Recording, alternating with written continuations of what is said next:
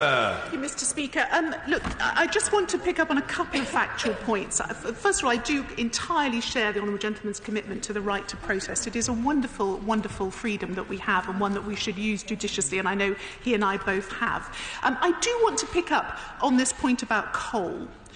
It is not the case that other countries across the EU are phasing out coal. In fact, when I was at the climate change talks in Bonn, it was shocking to see the barges of dirty Ruhr coal floating down the Rhine because Germany took an ideological decision to phase out nuclear power. For an island that is built on coal and surrounded by fish, that had 40% of its energy generation coming from coal when I was elected in 2010, to get to zero now, and it will be zero completely by 2025, is a huge achievement, and that has not been done by the Climate Directive. That has been done by unilateral policy decisions taken by the coalition government and continued by my government. And that is how we will continue to lead the world, by taking tough decisions, hopefully with cross-party support, to make the differences that we need. But then we can accelerate around the world, because, Mr. Speaker, our leadership on coal has enabled me and my counterpart in Canada to set up the Global Powering Past Coal Alliance, an alliance of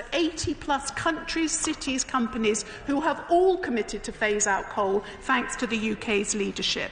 I also wanted to reassure him. He makes a brilliant point about natural capital accounting, which will be formal government policy by 2020. And I would like to join him in paying tribute, I think, to the work of the Bank of England and the Governor Mark Carney, who have identified the challenge for investors and companies, and indeed for regulators, if there is not proper accounting for climate risk disclosure. Again, an area where we have continued to innovate and lead the world. So I'm delighted to share many of the points that the honourable gentleman makes, but I do believe fundamentally that a market-based economy that delivers rapidly reducing costs of technology and innovation, the sorts of innovation that has seen the price of offshore wind tumble over the last 2 years, is the way to go. And as I said, I will look with great interest at the advice we get from the Committee on Climate Change and act as soon as proportionate and possible.